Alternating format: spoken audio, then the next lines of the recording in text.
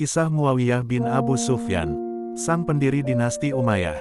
Muawiyah bin Abu Sufyan lahir pada tahun 602 Masehi di Makkah, diperkirakan 4 tahun menjelang dakwah Nabi Muhammad di Makkah, dan wafat tahun 680 Masehi di usia 78 tahun di Damaskus, Syria. Muawiyah bin Abi Sufyan mendapat gelar Muawiyah pertama, dan merupakan pendiri dinasti Umayyah. Beliau adalah Khalifah Rasyidin yang berkuasa pada tahun 661 sampai 680 Masehi, yang memerintah setelah kekhalifahan Ali bin Abi Thalib, serta turun tahtanya Hasan bin Ali bin Abi Thalib sebagai khalifah.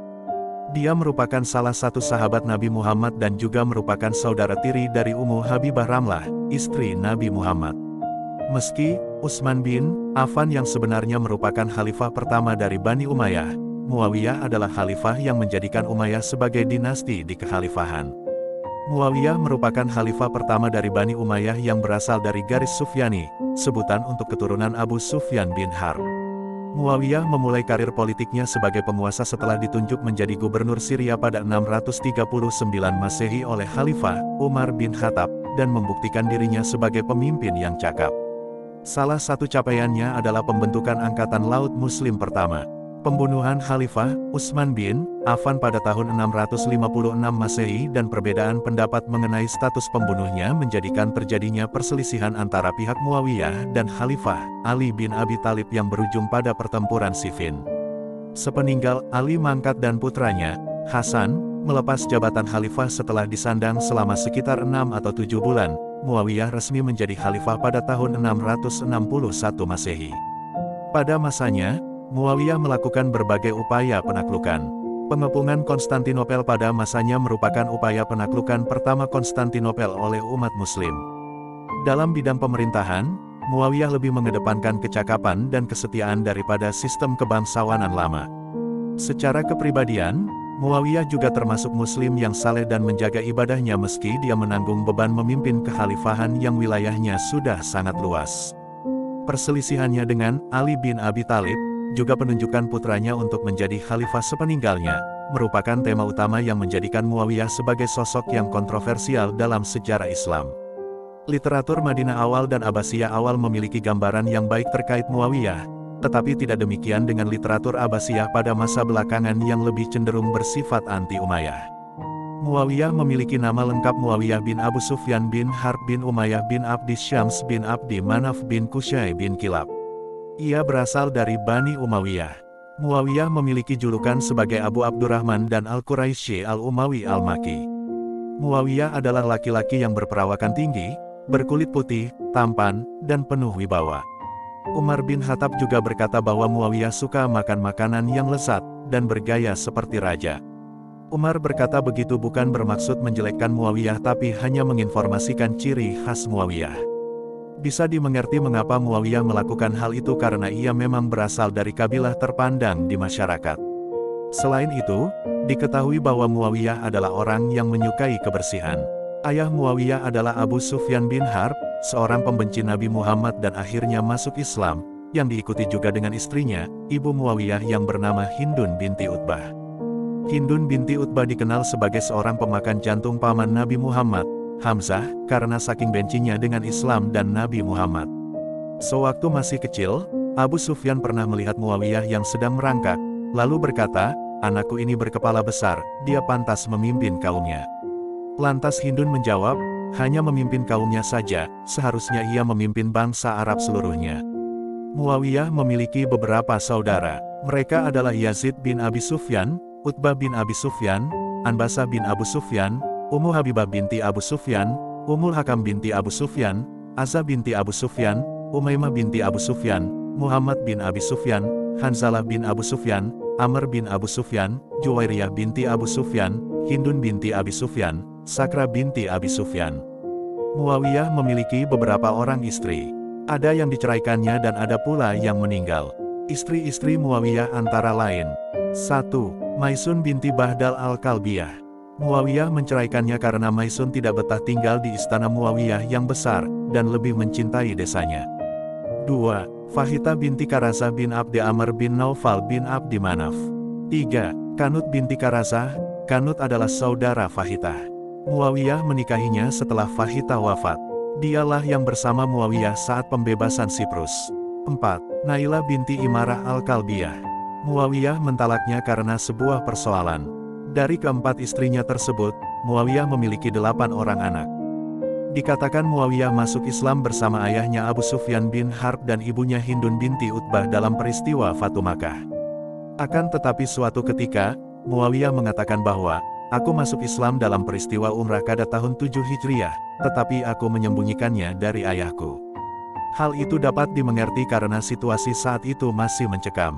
Selain itu posisi Muawiyah cukup sulit, mengingat Abu Sufyan pada waktu itu masih kafir, bahkan Abu Sufyan adalah pemimpin kaum Quraisy dalam melawan Nabi Muhammad. Di masa Rasulullah, Muawiyah diangkat sebagai salah seorang pencatat wahyu setelah bermusyawarah dengan malaikat Jibril. "Ambillah dia sebagai penulis wahyu karena dia jujur," kata Jibril. Atas dasar rekomendasi dari malaikat Jibril tersebut Rasulullah memilih Muawiyah sebagai pencatat wahyu. Zaman kekhalifahan Abu Bakar adalah zaman kritis, di mana benih kemurtadan mulai merebak. Setelah wafatnya Rasulullah, banyak di antara kaum muslimin yang kembali kafir. Abu Bakar bertindak tegas dengan memerangi mereka. Selain itu muncul pula nabi palsu, yakni Musailamah Al-Kadzab. Muawiyah ikut dalam salah satu pertempuran itu, yakni Perang Yamamah, perang melawan Musailamah si nabi palsu. Setelah pemberontakan internal selesai, kaum muslimin mengalihkan pandangan mereka keluar, yakni pembebasan negeri di sekitar mereka dari pemimpin zalim. Abu Bakar mengirim pasukan ke banyak tempat, salah satunya adalah Syam. Dalam kontingen pasukan Syam, ada salah satu pasukan yang dikomandani oleh Muawiyah. Masa kekhalifahan Abu Bakar amatlah singkat, hanya berlangsung sekitar 2,5 tahun saja, kemudian beliau wafat menyusul sahabatnya, Rasulullah Shallallahu Alaihi Wasallam. Kemudian, posisi khalifah selanjutnya diduduki oleh Umar bin Khattab. Umar bin Khattab melanjutkan program perluasan kekuasaan yang belum rampung di masa Khalifah Abu Bakar. Perjuangan Umar bin Khattab tentunya tidak terlepas dari peran Muawiyah bersamanya. Adapun peran Muawiyah pada masa pemerintahan Khalifah Umar antara lain: 1. Pembebasan Kaisariah. Kaisariah sekarang ini dikenal dengan kota Kaisarea, Palestina. Merupakan sebuah kota yang berada di dekat Tel Aviv. Pada zaman Khalifah Umar, Muawiyah ditugaskan untuk membebaskan kota ini. Namun, ternyata Kaisariah memiliki benteng pertahanan dan pasukan yang sangat kuat. Setelah Kaisariah dikepung dalam waktu cukup lama, Muawiyah pun berhasil menerobos kota tersebut. Dikatakan prajurit Kaisariah yang tewas mencapai 100.000 orang. 2. Pembebasan pesisir Syam. Mendengar keberhasilan saudaranya, Yazid bin Abi Sufyan, yang juga seorang gubernur Damaskus, meminta Muawiyah untuk ikut membebaskan pesisir Syam. Setelah bertarung melawan orang-orang Romawi, Muawiyah dan prajuritnya berhasil merebut wilayah tersebut. 3. Menjadi gubernur Yordania. Setelah Muawiyah membuktikan kekuatannya atas 2 peristiwa sebelumnya, Umar mengangkatnya sebagai gubernur Yordania pada tahun 17 Hijriah atau 639 Masehi. Karir Muawiyah semakin gemilang. 4. Menjadi penguasa Damaskus, Ba'labak, dan Balka. Saudara Muawiyah, Yazid bin Abi Sufyan, meninggal karena wabah pada tahun 18 Hijriah, wabah yang sama yang menewaskan panglima perang Abu Ubaidah bin Al-Jarrah. Sebagian ulama berpendapat tahun adalah wabah pes, tetapi ada pula yang berpendapat tahun masih belum jelas termasuk kategori penyakit apa. Untuk mengisi kekosongan, Umar bin Khattab menugaskan Muawiyah menggantikan posisi saudaranya memimpin Damaskus, Ba'labak alias Baalbek di Yordania, dan Balka di Yordania. 5. Membagi pasukan Islam. Bizantium dan Persia terus menyerang daerah perbatasan kekhalifahan. Untuk menahan hal itu, Muawiyah membagi pasukan menjadi 2, yakni pasukan musim panas dan pasukan musim dingin. Selain itu, Muawiyah menutup celah-celah di kota-kota perbatasan agar tak diserang. Muawiyah sempat memimpin penyerangan musim panas melawan Bizantium pada tahun 22 Hijriah. 6. Membangun Angkatan Laut Islam. Mayoritas kaum muslimin pada saat itu adalah orang Arab. Mereka adalah orang-orang yang tidak akrab dengan laut. Namun, Muawiyah menyadari pentingnya angkatan laut dan pada zaman Umar ia mulai membangunnya. Sayangnya, Umar tidak mengizinkan Muawiyah memakai angkatan laut karena ia tidak mau kaum muslimin habis ditelan laut, karena mereka tidak familiar dengan laut. Angkatan laut baru dipergunakan pada zaman Utsman bin Affan untuk membebaskan Siprus. Setelah Khalifah Umar bin Khattab wafat pada tahun 23 Hijriah atau sekitar 644 Masehi, peran Muawiyah semakin besar, apalagi tampuk kekhalifahan dipegang oleh Utsman bin Affan yang notabene berasal dari klan yang sama dengannya, klan Umayyah. Tentu saja Muawiyah memberikan dukungan yang besar terhadap kebijakan-kebijakan khalifah yang baru tersebut. Berikut ini peran Muawiyah dalam kekhalifahan Utsman bin Affan. 1. Menjadi gubernur penuh di Syam. Sebagaimana Khalifah Umar, Khalifah Utsman bin Affan tidak memakzulkan Muawiyah. Bahkan, Utsman terus memberi Muawiyah kekuasaan sehingga Muawiyah menjadi gubernur daerah mayoritas Syam. Ia menguasai daerah yang sangat luas dan telah menjadi gubernur Utsman yang paling berpengaruh. Di awal pemerintahan Utsman, di Syam ada beberapa gubernur, yakni Muawiyah bin Abu Sufyan, Umair bin Sa'ad al-Ansari di Hims, dan Alqamah bin Khalid bin Walid di Palestina. Namun, karena Umair sering sakit-sakitan, ia mengundurkan diri dari jabatannya. Utsman pun memberikan Hims kepada Muawiyah. Setelah itu Alqamah wafat, Utsman pun memberikan Palestina kepada Muawiyah. Hal ini membuat Muawiyah menjadi gubernur Syam seluruhnya. Sampai akhir hayat Utsman, Muawiyah mengontrol daerah Syam. Pada zaman modern, Syam meliputi Palestina, Yordania, Lebanon, dan Syria, bisa dibayangkan seluas apa daerah kekuasaan Muawiyah. 2. Inspeksi militer ke perbatasan. Pada zaman Utsman, Muawiyah cukup banyak melakukan inspeksi militer ke daerah perbatasan daerah kekuasaannya di Syam. Misalnya, pada tahun 25 Hijriah, ia menuju Antakiyah dan Tarsus, tahun 26 Hijriah ia kembali melakukannya. Tahun 31 Hijriah, Muawiyah berangkat ke Daruliyah. Perbatasan yang berbentuk kepulauan, ia serahkan penjagaannya kepada Habib bin Maslamah. Muawiyah juga beberapa kali turun langsung memimpin pasukannya sampai merambah celah bukit di Konstantinopel. 3. Pembebasan Siprus. Setelah sebelumnya ditolak oleh Khalifah Umar, Muawiyah kali ini mencoba meyakinkan Utsman untuk memakai angkatan laut demi membebaskan Kubrus alias Siprus. Kali ini Khalifah Utsman mengizinkannya dengan memberi dua syarat, yaitu Muawiyah harus membawa istrinya dan pasukan yang berangkat harus dengan kemauan sendiri. Jika ada yang tidak mau berangkat maka tidak boleh dipaksa. Walaupun Muawiyah mempersilahkan masyarakat untuk memilih ikut ke Siprus atau tidak, kekhalifahan berhasil mengumpulkan armada hingga 1.700 kapal. Mereka tertarik karena sebuah hadis dari Ummu Haram binti Milhan, istri dari sahabat Nabi bernama Ubadah bin Samit, yang menyebutkan bahwa akan ada sekelompok dari umatnya yang mengarungi laut seperti raja-raja di singgasana. Pada tahun 28 Hijriah atau 649 Masehi, mereka pun berangkat. Di pelabuhan, Abdullah bin Qais al-Jasi, Panglima Angkatan Laut bermusyawarah dengan Muawiyah dan sahabat Nabi yang lain. Pasukan segera mengepung ibu kota Siprus dan mengatakan mereka tidak datang untuk mengambil alih Siprus, akan tetapi meminta mereka bekerja sama dengan kekhalifahan. Sebab selama ini Siprus menjadi daerah kekuasaan Bizantium sehingga menjadi duri dalam daging kekhalifahan. Tidak butuh waktu lama, Siprus pun menyerah, dan menyetujui perjanjian berikut ini. 1. Siprus harus mengabarkan gerak-gerik Bizantium. B. Siprus harus membayar jizyah kepada kekhalifahan sebesar 7.200 dinar per tahun. C. Bila Siprus menyerang kaum muslimin, ia tidak akan dibela lagi. D. Siprus tidak boleh mendukung Bizantium jika mereka menyerang kekhalifahan, dan tidak membocorkan rahasia kekhalifahan. Ternyata pada tahun 32 Hijriah, Siprus mengingkari perjanjian dengan kekhalifahan, karena mendapat tekanan dari pihak Bizantium. Kali ini Muawiyah datang kembali dan mengambil alih Siprus. Setelah menguasai Siprus, Muawiyah menyadari bahwa ternyata Siprus hanyalah pulau yang lemah. Tradisi militer mereka lemah sekali dan sering dijadikan boneka oleh Bizantium. Oleh karena itulah, Muawiyah menempatkan 12.000 pasukan di Siprus, mendirikan kota-kota baru, membereskan administrasi, menggaji tentara, dan melindungi kekhalifahan dari serangan Bizantium. Di akhir pemerintahannya, Khalifah Utsman bin Affan menerima cobaan yang berat.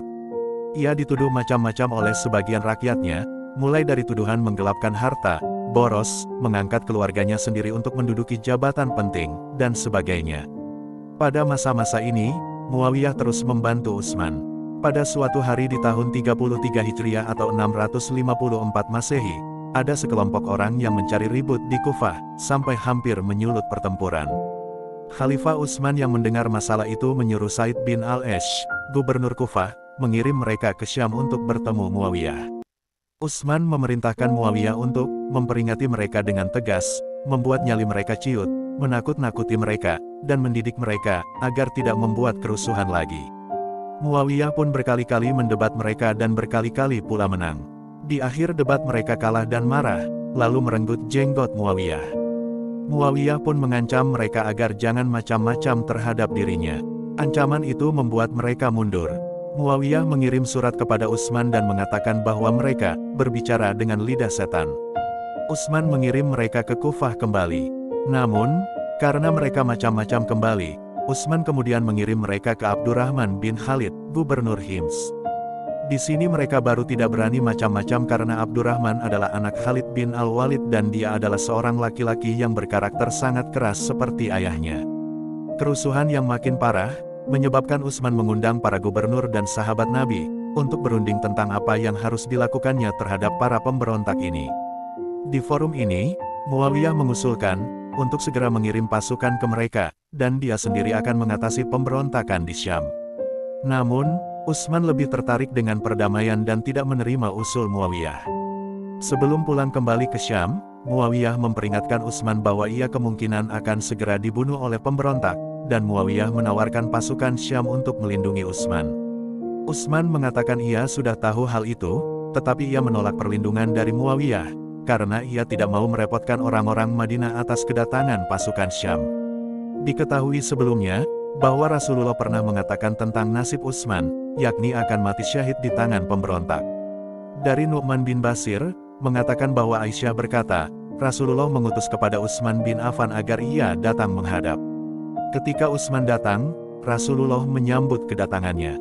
Setelah kami melihat Rasulullah menyambutnya, maka salah seorang kami pun menyambut kedatangan yang lain dan ucapan terakhir yang diucapkan Rasulullah sambil menepuk pundaknya, Wahai Utsman, semoga Allah akan memakaikan untukmu sebuah pakaian dan orang-orang munafik ingin melepaskan pakaian tersebut agar jangan engkau lepaskan hingga engkau wafat. Sekembalinya Muawiyah ke Syam, para perusuh yang mencapai 500 orang sudah mencapai rumah Utsman. Para sahabat Nabi mengirimkan anak-anak mereka untuk melindungi Utsman tetapi mereka kalah jumlah. Utsman dibunuh dan para sahabat yang melindunginya terluka. Dan tidak ada satu orang sahabat Nabi Muhammad yang terlibat dan menyetujui pembunuhan itu. Ummu Habibah binti Abu Sufyan mengirimkan baju Utsman yang berlumuran darah ke tangan Muawiyah. Saat mendengar berita pembunuhan itu, Muawiyah berpidato di depan penduduk Syam, bersumpah akan menuntut balas kematiannya. Penduduk Syam sendiri bersumpah akan membantu Muawiyah dengan mengorbankan nyawa mereka. Setelah Utsman terbunuh, para sahabat sepakat untuk menghukum Kisyash pelaku pembunuhan Utsman. Namun, mereka terbagi 3 kelompok tentang hal ini. Pertama, mereka harus di Kisyash secepatnya sebelum bayat kepada Ali.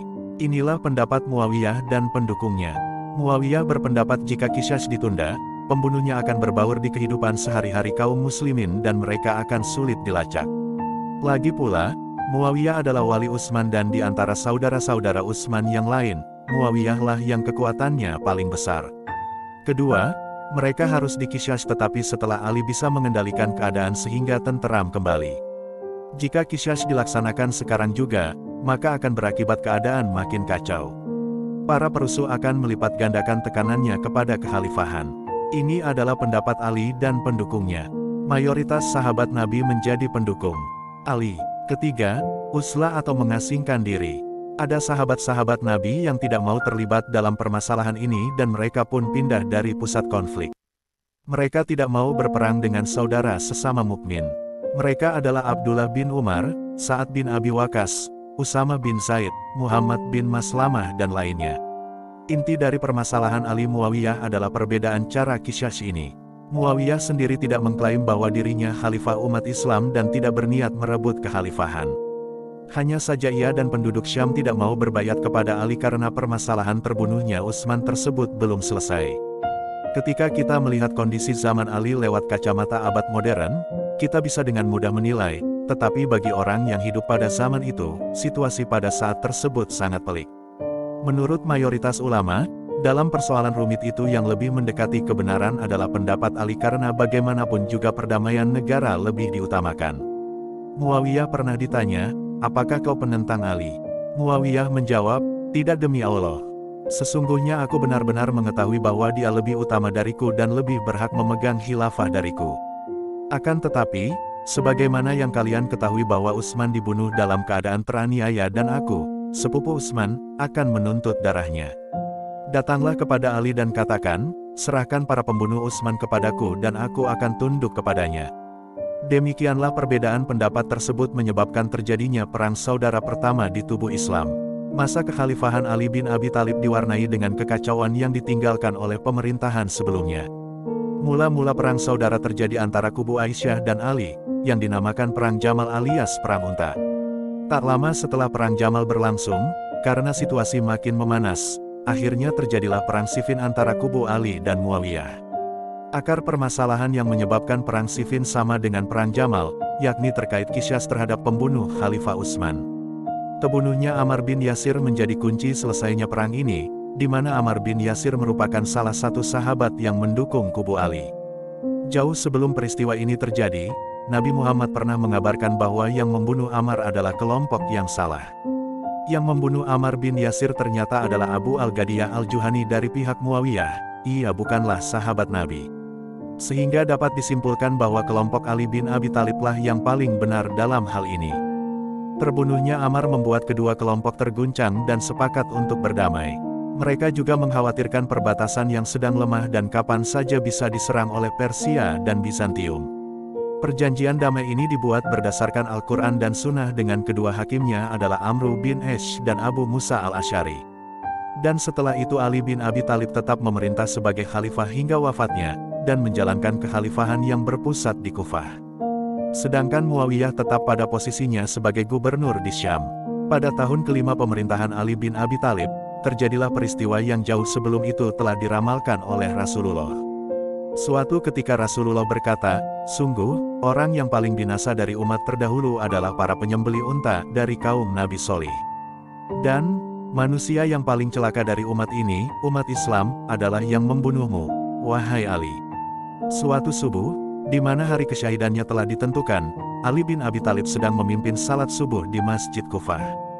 Beliau ditusuk oleh Ibnu Muljam seorang Khawarij yang sudah merencanakan pembunuhan tersebut. Ali bin Abi Thalib meninggal 2 hari setelahnya. Ada pendapat yang mengatakan bahwa pedang yang ditusukkan ke kepala Ali telah dilumuri racun yang mematikan.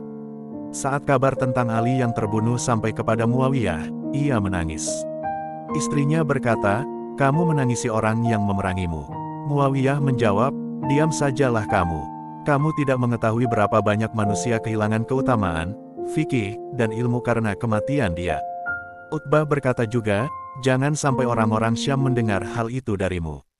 Muawiyah menghardik, kamu juga diam sajalah. Meskipun mereka pernah berkonflik, mereka tetaplah dua tokoh Islam yang pernah hidup sezaman dengan Rasulullah.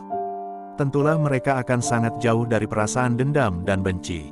Menurut mayoritas ulama, sikap kaum muslimin dalam menyikapi konflik Ali dan Muawiyah adalah meyakini bahwa mereka semua sedang berijtihad, merespon situasi yang sangat pelik pada masa itu. Di antara mereka ada yang benar dan mendapat 2 pahala, tetapi di antara mereka ada yang salah dan mendapat 1 pahala. Setelah Ali terbunuh, Muawiyah meninggalkan Ad-Dahak bin Qais, yang bertanggung jawab atas Suriah, dan memimpin pasukannya menuju Kufah, di mana putra Ali, Hasan telah dicalonkan sebagai penggantinya. Dia berhasil menyuap Ubaidillah bin Al-Abbas, komandan barisan depan Hasan, untuk meninggalkan posnya, dan mengirim utusan untuk bernegosiasi dengan Hasan. Demi menghindari kekacauan, Hasan bin Ali memilih untuk melepas tahta khalifah dan menyerahkannya kepada Muawiyah. Lantas Muawiyah memasuki Kufah pada bulan Juli atau September tahun 661 Masehi, dan diakui sebagai khalifah. Tahun ini dianggap oleh sejumlah sumber Muslim awal sebagai tahun persatuan, dan umumnya dianggap sebagai awal kekhalifahan Umayyah. Sebelum dan atau setelah kematian Ali, Muawiyah menerima sumpah setia dalam 1 atau 2 upacara resmi di Yerusalem, yang pertama pada akhir tahun 660 Masehi, dan yang kedua pada Juli tahun 661 Masehi. Ahli geografi Yerusalem abad ke-10, Al-Maqdisi berpendapat bahwa Muawiyah telah mengembangkan lebih lanjut sebuah masjid, yang awalnya dibangun oleh Khalifah Umar, di Bukit Bait Suci, pendahulu Masjid Al-Aqsa, dan menerima sumpah resminya di sana. Menurut sumber paling awal, yang masih ada tentang penobatan Muawiyah di Yerusalem, Tawari Maronid yang hampir sezaman, disusun oleh sebuah naskah penulis anonim Syriak. Muawiyah menerima janji dari kepala suku dan kemudian berdoa di Golgota, dan makam Bunda Maria di Getsemani. Keduanya berdekatan dengan Bukit Bait Suci. Tawarikh Maronit juga menyatakan bahwa Muawiyah tidak memakai mahkota seperti raja-raja lain di dunia. Ada sedikit informasi dalam sumber-sumber Muslim awal tentang pemerintahan Muawiyah di Suriah, pusat kekhalifahannya. Dia mendirikan istananya di Damaskus, dan memindahkan perbendaharaan khalifah di sana dari Kufah. Ia mengandalkan tentara suku Suriahnya, berjumlah sekitar 100.000 orang, meningkatkan gaji mereka dengan mengorbankan garnison Irak, juga gabungan sekitar 100.000 tentara.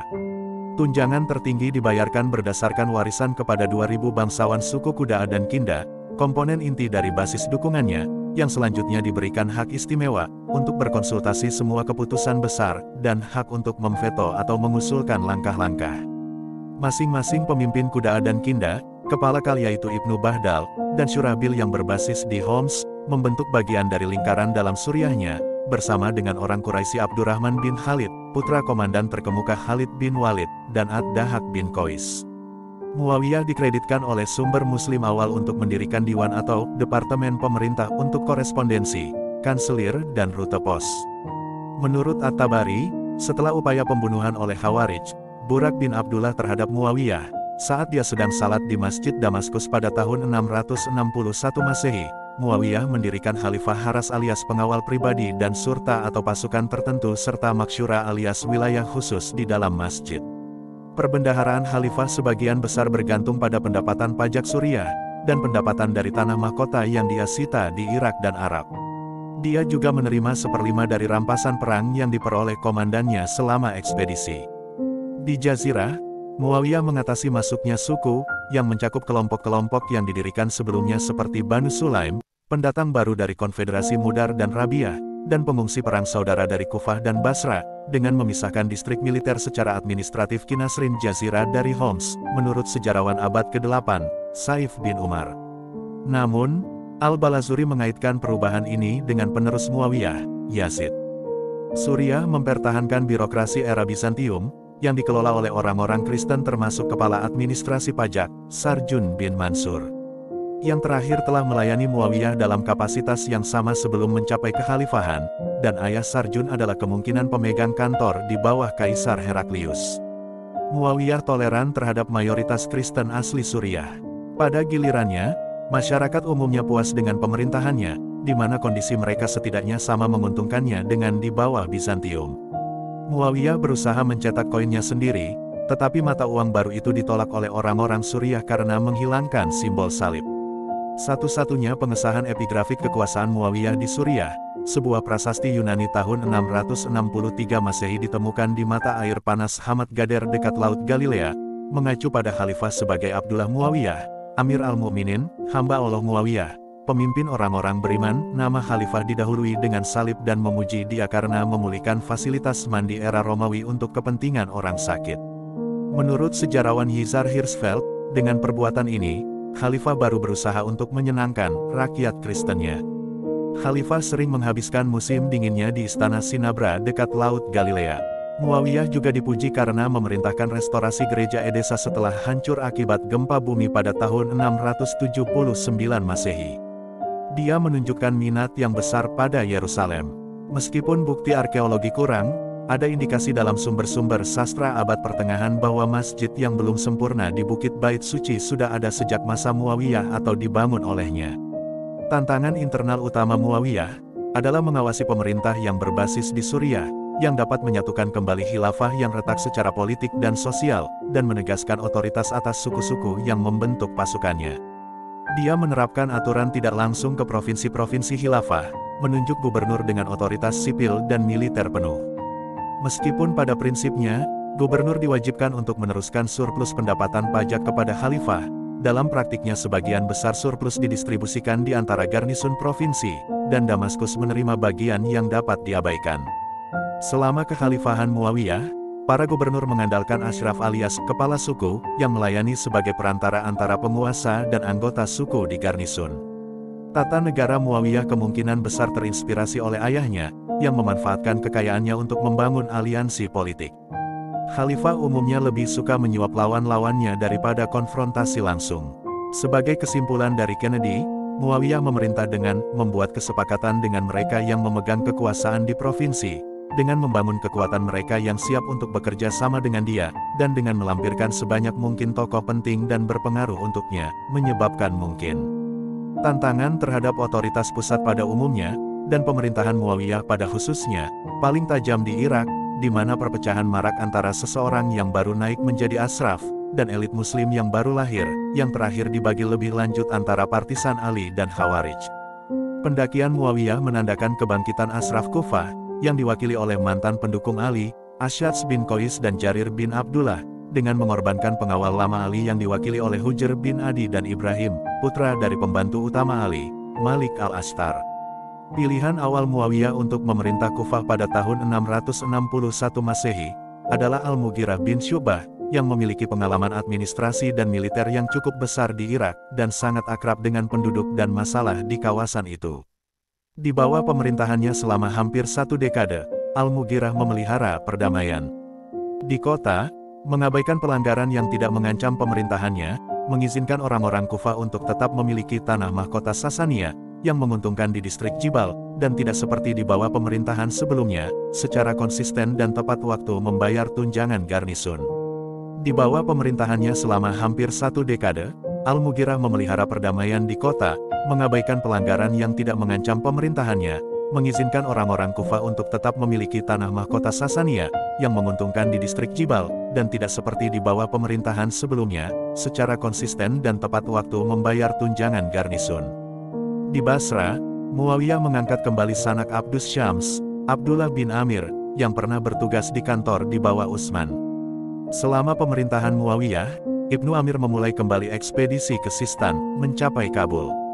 Dia tidak mampu menjaga ketertiban di Basra, di mana tumbuh kebencian terhadap kampanye jarak jauh. Akibatnya, Muawiyah menggantikan Ibnu Amir dengan Ziyad bin Abi pada tahun 665 Masehi.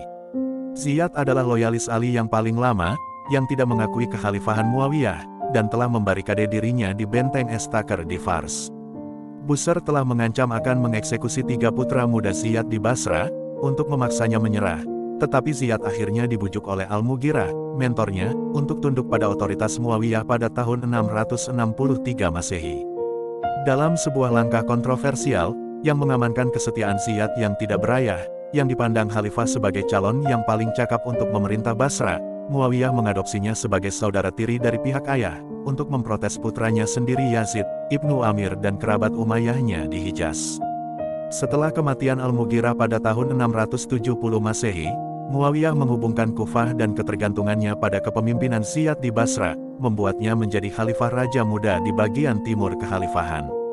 Ziyad menangani masalah ekonomi inti Irak, yaitu kelebihan penduduk di kota-kota garnisun, dan kelangkaan sumber daya yang diakibatkannya dengan mengurangi jumlah pasukan yang digaji, dan mengirim 50.000 tentara Irak dan keluarga mereka untuk menetap di Khurasan. Ini juga mengkonsolidasikan posisi Arab yang sebelumnya lemah, dan tidak stabil di provinsi paling timur Khilafah, dan memungkinkan penaklukan menuju Transoksiana. Sebagai bagian dari upaya reorganisasi di Kufah, Ziyad menyita tanah mahkota garnisunnya, yang sejak saat itu menjadi milik Khalifah. Penentangan terhadap penyitaan yang diajukan oleh Hujr bin Adi, yang advokasi pro-alinya telah ditoleransi oleh Al-Mughirah, ditekan dengan keras oleh Ziyad. Hujr dan pengiringnya dikirim ke Muawiyah untuk dihukum dan dieksekusi atas perintah Khalifah, menandai eksekusi politik pertama dalam sejarah Islam, dan menjadi pertanda pemberontakan pro-Ali di Kufah di masa depan.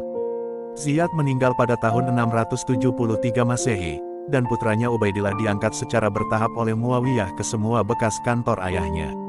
Akibatnya, dengan mengandalkan Al-Mughirah dan Ziyad, dan putra-putranya, Muawiyah mewaralabakan administrasi Irak, dan Khilafah Timur kepada anggota klan elit Saqif, yang telah lama menjalin hubungan dengan Quraisy, dan berperan penting dalam penaklukan Irak. Di Mesir, Amru lebih banyak memerintah sebagai mitra Muawiyah, daripada sebagai bawahan sampai kematiannya pada tahun 664 Masehi. Dia diizinkan untuk mempertahankan pendapatan surplus provinsi. Khalifah memerintahkan dimulainya kembali pengiriman biji-bijian dan minyak Mesir ke Madinah, mengakhiri jeda yang disebabkan oleh fitnah pertama. Setelah kematian Amru, saudara laki-laki Muawiyah, Utbah, dan sahabat awal Muhammad, Uqbah bin Amir, berturut-turut menjabat sebagai gubernur, sebelum Muawiyah mengangkat Maslamah bin Mukhalad al-Ansari tahun 667 Masehi. Maslamah tetap menjadi gubernur selama masa pemerintahan Muawiyah, secara signifikan memperluas Fustat dan masjidnya, dan meningkatkan kepentingan kota pada tahun 674 Masehi, dengan merelokasi galangan kapal utama Mesir ke Pulau Roda dari Alexandria, karena kerentanannya terhadap serangan angkatan laut Bizantium. Kehadiran Arab di Mesir sebagian besar terbatas pada garnisun pusat di Fustat, dan garnisun yang lebih kecil di Alexandria. Masuknya pasukan Suriah yang dibawa oleh Amru pada tahun 658 Masehi, dan pasukan Basrah yang dikirim oleh Ziyad pada tahun 673 Masehi, menambah jumlah garnisun Fustat yang berkekuatan 15.000 menjadi 40.000 selama pemerintahan Muawiyah. Uqbah meningkatkan garnisun Alexandria menjadi 12.000 orang, dan membangun kediaman gubernur di kota itu, yang penduduk Kristen Yunaninya umumnya bermusuhan dengan pemerintahan Arab. Ketika wakil Uqbah di Alexandria mengeluh, bahwa pasukannya tidak dapat menguasai kota, Muawiyah mengerahkan 15.000 tentara lagi dari Syria dan Madinah. Pasukan di Mesir jauh lebih tidak memberontak daripada rekan-rekan mereka di Irak, meskipun unsur-unsur dalam garnisun Fustat kadang-kadang menimbulkan penentangan terhadap kebijakan Muawiyah, memuncak selama masa Maslamah dengan protes luas di Muawiyah, perampasan dan penjatahan tanah mahkota di Fayum untuk putranya Yazid, yang memaksa khalifah untuk membalikkan perintahnya. Meskipun balas dendam atas pembunuhan Utsman telah menjadi dasar di mana Muawiyah mengklaim hak kekhalifahan, dia tidak meniru pemberdayaan Utsman terhadap klan Umayyah, atau menggunakannya untuk menegaskan kekuasaannya sendiri. Dengan pengecualian kecil, anggota klan tidak diangkat ke provinsi kaya atau istana khalifah. Muawiyah sebagian besar membatasi pengaruh mereka ke Madinah, ibu kota lama khilafah, di mana sebagian besar Bani Umayyah dan wilayah yang lebih luas bekas aristokrasi Quraisy tetap bermarkas. Hilangnya kekuatan politik membuat Bani Umayyah di Madinah marah terhadap Muawiyah, yang mungkin telah menjadi waspada terhadap ambisi politik cabang Abu al-As, yang jauh lebih besar yang pernah dimiliki Utsman di bawah kepemimpinan Marwan bin al-Hakam. Khalifah berusaha melemahkan klan dengan memprovokasi perpecahan internal. Di antara langkah-langkah yang diambil adalah penggantian Marwan dari jabatan gubernur Madinah pada tahun 668 Masehi, dengan pemimpin Umayyah lainnya, Said bin al-Ash. Yang terakhir diperintahkan untuk menghancurkan rumah Marwan, tetapi menolak, dan ketika Marwan dipulihkan pada tahun 674 Masehi, dia juga menolak perintah Muawiyah untuk menghancurkan rumah Said. Muawiyah memecat Marwan sekali lagi pada tahun 678 Masehi, menggantikannya dengan keponakannya sendiri, Al-Walid bin Utbah. Selain klannya sendiri, hubungan Muawiyah dengan Bani Hashim, klan Nabi Muhammad dan Khalifah Ali, keluarga sahabat terdekat Nabi Muhammad, Bani Makhzum yang dulu terkenal, dan Ansor umumnya, ditandai dengan kecurigaan atau permusuhan langsung. Meskipun pindah ke Damaskus, Muawiyah tetap menyukai tanah kelahirannya, dan mengungkapkan kerinduannya akan musim semi di Jeddah, musim panas di Taif, dan musim dingin di Makkah. Dia membeli beberapa traktat besar di seluruh Arabia, dan menginvestasikan sejumlah besar uang untuk mengembangkan tanah, untuk penggunaan pertanian. Menurut tradisi sastra Muslim, di dataran Arafah dan lembah Tandus Makkah, dia menggali banyak sumur dan kanal, membangun bendungan dan tanggul untuk melindungi tanah dari banjir musiman, dan membangun air mancur dan waduk. Usahanya melihat ladang gandum yang luas dan kebun kurma bermunculan di pinggiran kota Makkah, yang tetap dalam keadaan ini sampai memburuk selama era Abbasiyah yang dimulai pada 750 Masehi. Di wilayah Yamamah di Arabia Tengah, Muawiyah menyita tanah Hadarim dari Bani Hanifah, di mana ia mempekerjakan 4.000 budak, kemungkinan untuk mengolah ladangnya. Khalifah memperoleh kepemilikan perkebunan di dekat Taif, yang bersama dengan tanah saudara-saudaranya Anbasah dan Utbah, membentuk sekelompok besar properti. Salah satu prasasti Arab paling awal yang diketahui dari masa pemerintahan Muawiyah, ditemukan di bendungan konservasi tanah yang disebut Sayyisat, 32 km timur Taif, yang memuji Muawiyah atas pembangunan bendungan pada tahun 678 Masehi, dan memohon kepada Tuhan memberinya kemenangan dan kekuatan. Muawiyah juga dianggap sebagai pelindung bendungan kedua, yang disebut Al-Khanaq 15 km timur Madinah, menurut sebuah prasasti yang ditemukan di situs tersebut. Ini mungkin bendungan antara Madinah dan tambang emas suku Bani Sulaim yang dikaitkan dengan Muawiyah oleh sejarawan Al-Harbi dan Al-Samhudi. Muawiyah memiliki lebih banyak pengalaman pribadi daripada khalifah lain dalam memerangi Bizantium, yang merupakan ancaman eksternal utama bagi khilafah, dan mengejar perang melawan kekaisaran, dengan lebih bersemangat dan terus-menerus daripada para penerusnya. Fitnah pertama menyebabkan orang-orang Arab kehilangan kendali atas Armenia, oleh pangeran-pangeran asli yang pro-Bizantium, tetapi pada tahun 661, Habib bin Maslamah kembali menginvasi wilayah tersebut. Tahun berikutnya, Armenia menjadi anak sungai khilafah, dan Muawiyah mengakui pangeran Armenia, Grigor Mamikonias sebagai komandannya. Tidak lama setelah Perang Saudara, Muawiyah memutuskan gencatan senjata dengan Bizantium, dan hampir setiap tahun atau 2 tahun sekali, Khalifah melibatkan pasukan Suriahnya dalam serangan melintasi perbatasan pegunungan Anatolia, zona penyangga antara kekaisaran dan khilafah. Setidaknya sampai kematian Abdurrahman bin Khalid pada tahun 666, Homs dipakai sebagai titik komando utama untuk serangan tersebut, dan setelah itu Antiochia juga melayani tujuan ini. Sebagian besar pasukan yang bertempur di front Anatolia dan Armenia berasal dari kelompok suku yang tiba dari Arabia selama dan setelah penaklukan. Selama kekhalifahannya, Muawiyah melanjutkan upaya masa lalunya untuk memukimkan kembali dan membentengi kota-kota pelabuhan Suriah. Karena keengganan suku Arab untuk mendiami daerah pesisir, pada tahun 663 Muawiyah memindahkan warga sipil dan personel Persia yang sebelumnya ia tinggali di pedalaman Suriah ke Acre dan Tirus, dan memindahkan Asawira, tentara elit Persia, dari Kufah dan Basrah ke garnisun di Antiochia. Beberapa tahun kemudian, Muawiyah menetap di Apamea dengan 5.000 orang Slavia yang membelot dari Bizantium selama salah satu kampanye pasukan Anatolia. Berdasarkan sejarah At-Tabari dan Agapius dari Hierapolis, serangan pertama kekhalifahan Muawiyah terjadi pada tahun 663, di mana pasukannya membuat kekalahan telak pada tentara Bizantium dengan banyak bangsawan dibunuh. Pada tahun berikutnya serangan yang dipimpin oleh Busr mencapai Konstantinopel dan pada tahun 665, Abdurrahman bin Khalid menyerbu Koloneia di timur Laut Anatolia. Pada akhir tahun 660-an, pasukan Muawiyah menyerang Antiochia Pisidia atau Antiochia Isauria. Setelah kematian Konstans II pada Juli tahun 668, Muawiyah mengawasi kebijakan perang laut yang semakin agresif melawan Bizantium. Menurut sumber Muslim awal, serangan terhadap Bizantium mencapai puncaknya antara tahun 668 dan 669. Pada setiap tahun itu terjadi 6 kampanye darat dan kampanye angkatan laut besar, yang pertama oleh armada Mesir dan Mediterania dan yang kedua oleh armada Mesir dan armada Suriah. Puncak dari kampanye tersebut adalah serangan ke Konstantinopel, tetapi kronologi sumber-sumber Arab, Syria, dan Bizantium saling bertentangan. Pandangan tradisional oleh sejarawan modern adalah serangkaian besar serangan angkatan laut terhadap Konstantinopel di tahun 674–678, berdasarkan sejarah penulis sejarah Bizantium, Theophanes sang pengaku iman. Namun, penanggalan dan historisitas pandangan ini telah ditentang. Sarjana Oxford James Howard Johnston menganggap bahwa tidak ada pengepungan Konstantinopel yang terjadi, dan bahwa cerita tersebut diilhami oleh pengepungan yang sebenarnya 1 generasi kemudian.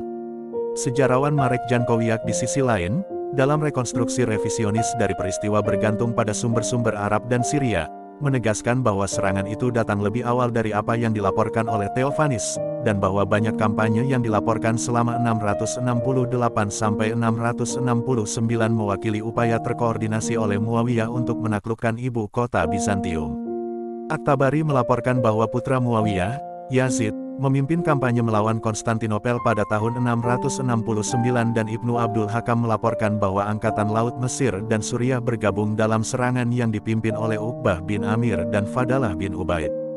Menurut Jankowiak, Muawiyah kemungkinan besar memerintahkan invasi selama kesempatan yang diberikan oleh pemberontakan Jenderal Bizantium Armenia, Saborios, yang membentuk perjanjian dengan Khalifah pada musim semi 667. Khalifah mengirim pasukan di bawah Fadalah bin Ubaid, tetapi sebelum bisa bergabung dengan orang-orang Armenia, Saborios meninggal. Muawiyah kemudian mengirimkan bala bantuan yang dipimpin oleh Yazid yang memimpin invasi tentara Arab di musim panas. Sebuah armada Arab mencapai Laut Mahmara pada musim gugur, sementara Yazid dan Fadalah, setelah menyerbu Kalsedon selama musim dingin, Konstantinopel dikepung di musim semi 668, tetapi karena kelaparan dan penyakit, mengangkat pengepungan pada akhir Juni. Orang-orang Arab melanjutkan kampanye mereka di sekitar Konstantinopel sebelum mundur ke Suriah kemungkinan besar pada akhir tahun 669. Pada tahun 669, Angkatan Laut Muawiyah menyerbu sampai ke Sisilia. Tahun berikutnya, benteng Alexandria berskala luas selesai dibangun. Sementara sejarah At-Tabari dan Al-Balazuri melaporkan bahwa pasukan Muawiyah merebut Rhodes pada tahun 672–674 dan menjajah pulau itu selama 7 tahun sebelum mundur pada masa pemerintahan Yazid pertama. Sejarawan modern Clifford Edmund Bosworth meragukannya pada peristiwa ini dan menyatakan bahwa pulau itu hanya diserbu oleh Letnan Muawiyah Junadah bin Abi Umayyah al-Asdi pada tahun 679 atau 680. Di bawah Kaisar Konstantinus IV memerintah 668–685, Bizantium memulai serangan balasan terhadap khilafah. Pertama menyerang Mesir pada tahun 672 atau 673, sementara di musim dingin 673, Laksamana Muawiyah Abdullah bin Qais memimpin armada besar yang menyerbu Smyrna dan pesisir Kilikia dan Lycia. Bizantium meraih kemenangan besar melawan tentara dan armada Arab yang dipimpin oleh Sufyan bin Auf, kemungkinan di Silion, pada tahun 673 atau 674. Tahun berikutnya, Abdullah bin Qais dan Fadalah mendarat di Kreta dan pada tahun 675 atau 676, armada Bizantium menyerang Marakia, membunuh Gubernur Homs. Pada tahun 679, Muawiyah menggugat perdamaian dengan Konstantinus IV, kemungkinan sebagai akibat dari penghancuran armadanya atau pengerahan Mardads oleh Bizantium di pesisir Suriah selama waktu itu. Sebuah perjanjian 30 tahun ditandatangani, mewajibkan khilafah untuk membayar upeti tahunan sebesar 3.000 koin emas, 50 kuda dan 30 budak, dan menarik pasukan mereka dari pangkalan depan yang telah mereka tempati di pantai Bizantium. Meskipun kaum muslim tidak mencapai keuntungan teritorial permanen di Anatolia selama karir Muawiyah, serangan yang sering dilakukan memberi pasukan Suriah Muawiyah rampasan perang dan upeti, yang membantu memastikan kesetiaan mereka yang berkelanjutan, dan mempertajam keterampilan tempur mereka. Terlebih lagi, prestise Muawiyah meningkat dan Bizantium dilarang melakukan kampanye bersama melawan Suriah. Meskipun orang-orang Arab tidak maju melampaui Kyrenaika sejak tahun 640-an selain serangan berkala, ekspedisi melawan Bizantium Afrika Utara diperbarui selama pemerintahan Muawiyah.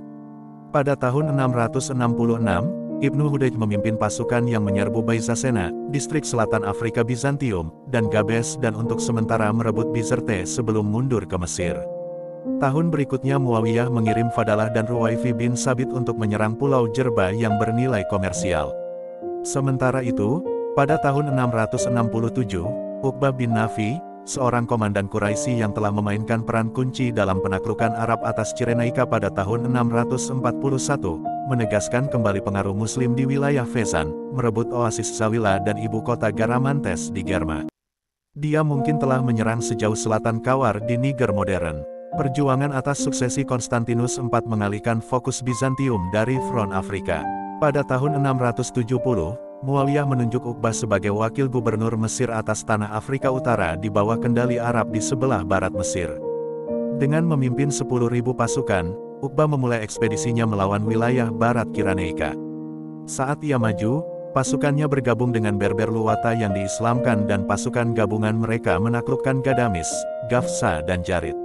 Di wilayah terakhir ia mendirikan kota garnisun Arab permanen bernama Kairouan, pada jarak yang relatif aman dari Kartago dan daerah pesisir, yang tetap berada di bawah kendali Bizantium, untuk dijadikan basis ekspedisi selanjutnya. Ini juga membantu upaya konversi Muslim di antara suku-suku Berber yang mendominasi pedesaan sekitarnya. Muawiyah memecat Uqbah pada tahun 673, kemungkinan karena khawatir bahwa dia akan membentuk basis kekuatan independen di wilayah yang menguntungkan yang telah dia taklukkan.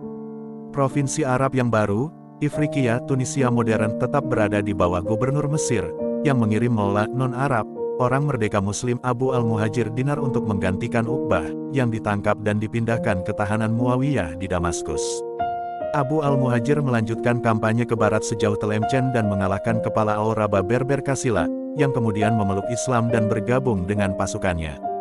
Pada tahun 678, sebuah perjanjian antara Arab dan Bizantium menyerahkan Byzacena ke khilafah, sementara memaksa orang-orang Arab untuk mundur dari bagian utara provinsi tersebut. Setelah kematian Muawiyah, penggantinya Yazid mengangkat kembali Uqbah, Kasila membelot dan aliansi Bizantium Berber mengakhiri kontrol Arab atas Ifriqiya, yang tidak dibangun kembali sampai pemerintahan Khalifah Abdul Malik bin Marwan. Dalam sebuah langkah yang belum pernah terjadi sebelumnya dalam politik Islam, Muawiyah menominasikan putranya sendiri, Yazid, sebagai penggantinya. Sang khalifah kemungkinan memiliki ambisi untuk suksesi putranya selama periode yang cukup lama. Pada tahun 666, ia diduga meracuni gubernurnya di Homs, Abdurrahman bin Khalid untuk menyingkirkannya sebagai calon saingan Yazid. Orang-orang Arab Suriah, yang populer dengan Abdurrahman bin Khalid, telah memandang gubernur sebagai penerus khalifah yang paling cocok karena catatan militernya dan keturunan dari Khalid bin Al-Walid. Baru pada paruh kedua masa pemerintahannya, Muawiyah secara terbuka menyatakan pewaris Yazid, meskipun sumber-sumber Muslim awal menawarkan rincian yang berbeda tentang waktu dan lokasi peristiwa yang berkaitan dengan keputusan tersebut. Catatan Al-Madaini dan Ibnul Atsir Al-Jazari setuju bahwa Al-Mughirah adalah orang pertama yang menyarankan agar Yazid diakui sebagai penerus Muawiyah, dan bahwa Ziyad mendukung pencalonan dengan peringatan bahwa Yazid meninggalkan kegiatan tidak saleh yang dapat menimbulkan tentangan dari pemerintahan Muslim. Menurut At-Tabari, Muawiyah mengumumkan keputusannya di depan umum pada tahun 676 dan menuntut sumpah setia diberikan kepada Yazid. Ibnu Al-Atsir sendiri menceritakan bahwa delegasi dari semua provinsi dipanggil ke Damaskus, di mana Muawiyah mengajari mereka tentang hak-haknya sebagai penguasa, tugas mereka sebagai rakyat dan kualitas Yazid yang layak, yang diikuti oleh seruan Ad-Dahak bin Qais dan Abdi Dalem lainnya, agar Yazid diakui sebagai pengganti khalifah. Para delegasi memberikan dukungan mereka, kecuali bangsawan senior Basra Al-Ahnaf bin Qais, yang akhirnya disuap untuk memenuhinya. Al-Masuti dan At-Tabari tidak menyebutkan delegasi provinsi selain kedutaan Basran yang dipimpin oleh Ubaidillah bin Ziyad masing-masing pada tahun 678 atau 680, yang mengakui Yazid. Menurut Hinz, selain kebangsawanan Yazid, usia dan penilaian yang baik, yang paling penting adalah hubungannya dengan Kal. Konfederasi Kudaa yang dipimpin Kal adalah dasar pemerintahan Sufyanid dan suksesi Yazid menandakan kelanjutan aliansi ini. Dalam pencalonan Yazid, putra Kal Maisun, Muawiyah melewati putra sulungnya Abdullah dari istrinya Fahitah dari Quraisy. Meskipun dukungan dari Kal dan Kudaa dijamin, Muawiyah mendesak Yazid untuk memperluas basis dukungan sukunya di Suriah. Karena orang-orang Qais adalah elemen yang dominan di pasukan perbatasan utara, penunjukan Yazid oleh Muawiyah untuk memimpin upaya perang dengan Bizantium mungkin telah membantu mendorong dukungan Qais untuk pencalonannya. Upaya Muawiyah untuk tujuan itu tidak sepenuhnya berhasil sebagaimana tercermin dalam sebuah baris oleh penyair Qais, "Kami tidak akan pernah setia kepada putra seorang wanita Kal Yazid." Di Madinah, kerabat jauh Muawiyah Marwan ibnu Al-Hakam, Said bin Al-Esh dan Ibnu Amir menerima perintah suksesi Muawiyah, meskipun tidak setuju. Sebagian besar penentang perintah Muawiyah di Irak, dan di antara Bani Umayyah dan Quraisy di Hijaz, akhirnya diancam atau disuap agar diterima. Penentang prinsip yang tersisa berasal dari Husain bin Ali, Abdullah bin Az-Zubair, Abdullah bin Umar dan Abdurrahman bin Abi Bakar, semua putra khalifah sebelumnya yang berbasis di Madinah atau sahabat dekat Nabi Muhammad. Karena mereka memiliki klaim yang paling dekat dengan kekhalifahan, Muawiyah bertekad untuk mendapatkan pengakuan mereka. Menurut sejarawan Muslim Awana ibnu Al-Hakam, sebelum kematiannya, Muawiyah memerintahkan tindakan tertentu untuk diambil terhadap mereka, mempercayakan tugas-tugas ini kepada loyalisnya Ad-Dahak bin Qais dan Muslim bin Uqbah. Muawiyah meninggal karena sakit di Damaskus pada Rajab 60 Hijriah, bertepatan dengan Mei tahun 680 Masehi, pada usia sekitar 78 tahun. Yazid, yang berada jauh dari Damaskus pada saat kematian ayahnya, dipegang oleh Abu Miknaf untuk menggantikannya.